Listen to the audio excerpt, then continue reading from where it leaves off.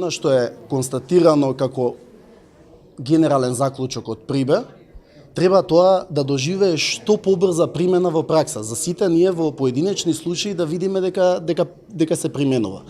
А затоа јас и во претходниот период дадов, еве да речеме, време од итни да дојдеме до битни. Еве ги битните кои што треба реформи да се спроведат сега летово. Што значи сето тоа?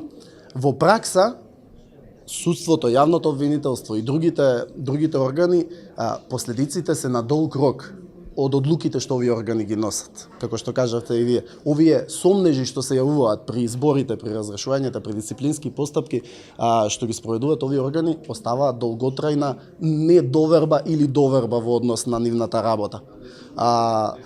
Тоа само укажува на фактот дека овие реформи треба да бидат подлабенски, да не заборавиме, да не бидат само мали законски измени, туку да се навлезе во суштината.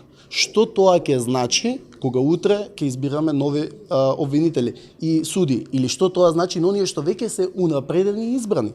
Ние имаме во последниве неколку години еден голем број, голем процент, околу 77% во последниве 8 години што се унапредени, да речеме, суди. Ни сите судови во Македонија. Тие суди се унапредени врз основа на главно квантитативни критериуми. А и кога ќе ја погледнеме праксата на судскиот совет, некогаш го почитува највисокиот број бодови, некогаш не, сега основано се поставува прашањето од аспект на тие што не се унапредени, еве да речеме, а заслужуваат. Пример, како тие ги доживуваат овие реформи? Кога тие ќе речат дека навистина вреди, нели, да се работи и да понатаму.